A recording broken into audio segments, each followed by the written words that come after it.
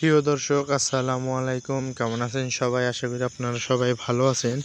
সবাই আমাকে কমেন্ট করেন, ভাই আপনি আপনার খামারে কি কি ঘাস খাওয়ান এবং কি ঘাস খাওয়ালে গরুর দুধ বাড়ে। এই তো আমার এদের নতুন জমি, এই যে পুরোটাই আমাদের নতুন জমি। এটা নতুন ঘাস রোপণ করছি।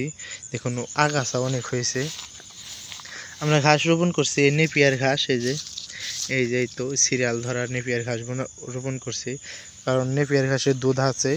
সবাই কিছু লোক আবার বলে নেপিয়ার ঘাসের দুধ বললে অনেক কম হয়, এবং কি নেপিয়ার ঘাস খাওয়ালে ওদের গাভীর দুধ হয় না, এবং কি গাভীর হয়ে যায় যে পায়খানা টাইট হয়ে যায়।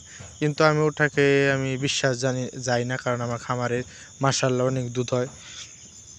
এই যেগুলো তো প্রথমে এই কাটাই শেষ হয়ে যাবে, এই যেগুলায় প্রথম কাটা এগুলো শেষ করে দিব, তারপরে কাটা এগুলো হবে না, সব নেপিয়ার ঘাস হবে। এটা তো নতুন জমি, তাই আগাছা একটু বেশি হয়েছে।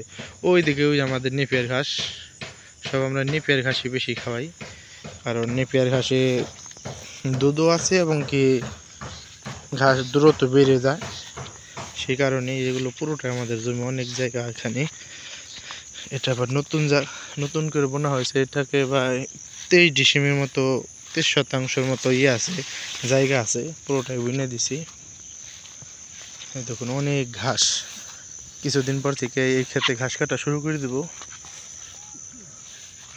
তাই আপনারা কি কি ঘাস খাওয়ান কমেন্ট করে বলবেন। সবাই ভালো থাকবেন, সুস্থ থাকবেন। আসসালামু আলাইকুম, সবাইকে ঈদ মোবারক।